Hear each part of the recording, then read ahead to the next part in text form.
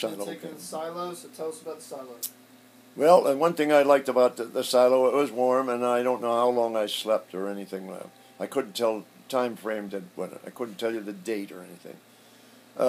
So next thing I know, the Germans came, took me out of the silo, and brought me over and assigned me to this cart.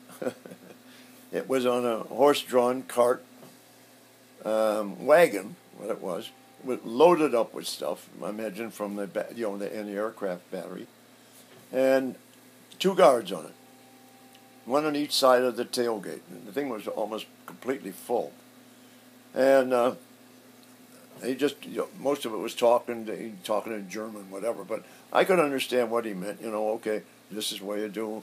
So no, 9. I tried to get on the tailgate. No, 9. So I started walking and started to go. It was a long thing. There was a lot of trucks, a lot of horse-drawn wagons, a lot of people walking, or soldiers, troops, a lot of equipment, guns and all. And they were reassigned, I guess, and that's it.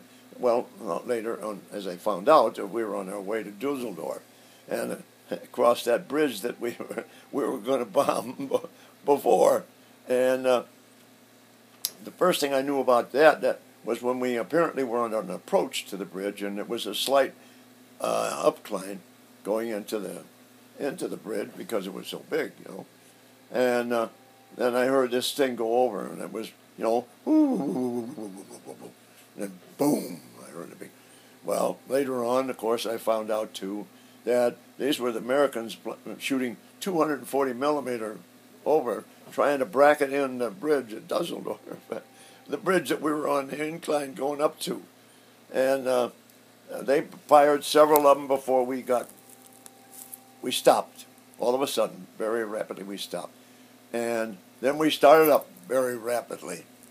Then another shell came in when we were going pretty fast, and then we were on part of the bridge, and you could feel the shaking.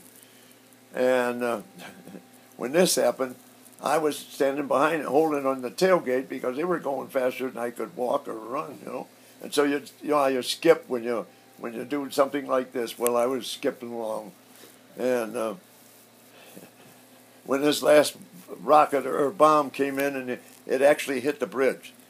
So what happened? The 2 guards, one was sitting down, the other standing up. He fell off of the wagon and landed right on his rear end. And at that time, man, I was holding on to that. I said, "The hell with this noise." I just gone up and jumped up, twisted and got on the tailgate myself. And the other guy ran like heck to catch up with us. He did the same thing to get back up on the thing. And he lost his rifle going some way. One of those deals, he lost it. And didn't worry about it at all. The other guy had his rifle, and that was a laugh. And these were Wehrmacht. These were old guys, that they were the 60-year-olds that they drafted doing menial jobs and so on. But they kept me on this wagon. Finally, it's stop and go all the time. Stop and go, stop and go. Finally, we got up to going around a certain area, and that's where the shell had hit, but tore a big hole in one side of the bridge. And they were just dumping stuff that had been damaged and hit. They just dumped it right into the river and the rest of us, we went around it.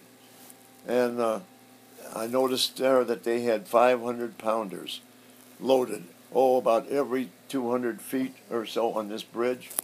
Maybe it was less than that, maybe every 150. But every so often they would put these in there. And, they would blow this up in the event that the Americans wanted to cross it on the infantry and get so on. So we crossed it. We finally got to Dusseldorf, and they put me into this brewery. It was a converted brewery, and they put me down in the 3rd sub-basement. And at that time, it was nice and warm, and that's all I cared about. There was an incident that I had while put in the basement down there and confined. It was dark, and the only very little light, that was from a potbelly stove that heated the place up. And one time, I have no idea what the amount of time or anything that went by, the guy brought down some food. It was black bread and rice and barley and something like that, which I ate. That's the only food I had since being shot down. And that night, I guess it was night, anyways, I heard a voice say, Americanish. And, well, where'd that come from? Well, it was so dark down there, you could only really see your own area. So I said, yes.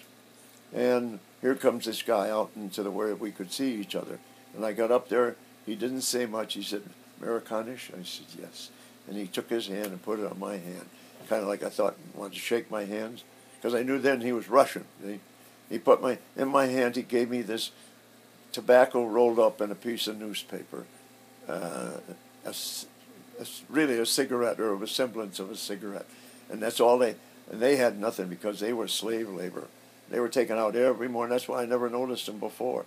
They were taken out every morning and brought back late at night. And I thought, I'll never forget that, because that was all they had to give. And it kind of made me stuffed up at the time. Some of these beautiful things happened, and some of the beautiful things didn't happen. But that was one of them. And shortly after that, I was taken up. I talked to the commandant, who was a lieutenant, German lieutenant, and he and I talked very good in English. And he said, yeah, I was a prisoner of war in World War I, and the Americans had me in New Jersey when I was there.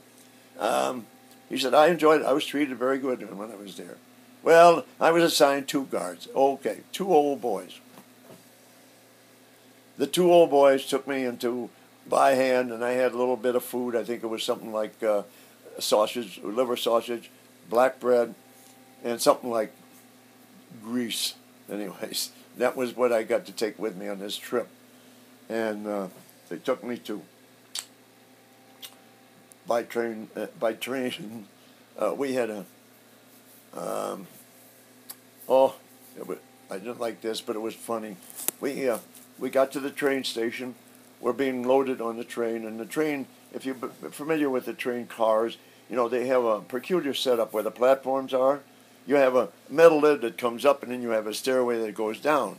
And you can close that lid and stand out there with the door open, a half door open, you know. The bottom half, where the stairs is open.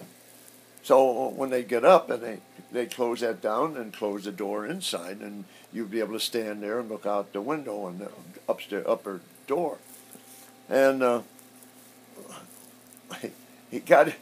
they had the one with the stairs were down, and he was standing at the top of the stairs in the car. And he got up. He said, "Here, hold this." I held hold of his rifle while he climbed up the stairs and got into the car, and then I handed it back to him. And then I got up the stairs myself, and the other guy handed me his rifle, and I held it until he got up the stairs. And I knew damn well, you know, these guys were too old. They weren't interested in anything. And luckily I had them, because we brought me inside to the interior of the car, and it was packed with people, military and civilians. And, you know, everybody turned around and looked and gave me these death looks. And anyways, the guards saved me from anything, whatever they were. They saved me from whatever it was. They took me to Frankfurt. And then from Frankfurt, we were billeted in the 3rd basement there, and finally they collected a bunch of air crews. We had a pilot and a navigator and a bombardier from B-17 that had been shot down and caught. And the 3 of us, or 4 of us, they took and sent us over to what they called Dulag Luft, which was the Air Force Interrogation Center. All American Air Force people went through this. And this is where we were interrogated for 7 days. And we were fed somewhat better meals. And we were interrogated every day. We lived in a small cubicle, like a cell, with straw that you could see through the straw on a board mattress or a board bed. And he took what they could and put it on the floor and then slept on that. It was better than the bed. After 7 days, they gave me the okay, the interrogator, and spoke to me, and he said, Lieutenant, and because I had to give him name, rank, and serial number. So, you know, my name is Reese. I'm 2nd Lieutenant. It's AO 887277. And he said, I have to admire you. And he said, I want to shake your hand, grab me before I really knew what was happening. Shook my hand. He said, you've been good. He said, you didn't feed me any information that I already didn't know. And in fact, you didn't feed me any information at all. And during this period of time that I was interrogated, he knew everything about me and my group, my squadron, and everything. He recited this to me. Almost perfect to a T. Made it screwed up a couple of times, but it was almost perfect from the time I was a cadet on. You know where I went, and I'm telling you, I don't know how they did it. Their intelligence was good. From there, we were released. We were caught in a bombing raid right on WWII at the time before we were ready to leave. And we had about 10 area shelters that were part of the camp. And we saw the bombers coming. We couldn't do anything about it, but sure, they bombed us, like a factory, which was next door. And we thought that they were coming to our camp. Well, a lot of them, they did. Some of the bombs came over and were hitting our camp. In the meantime, we all had bailed into the shelters. As soon as the bombing was through, we all came out, and they hiked us over to the train station. This is where you hear the French slogan of 40 and 8, you know. 40 horses and 8 cattle. And anyways, they put us about 80 in one of these cattle cars and took us off to Nuremberg. Finally ended up in Nuremberg. There was, oh God, I don't know how many there were of us, but anyways, we ended up in Nuremberg, which was a Stalag camp itself.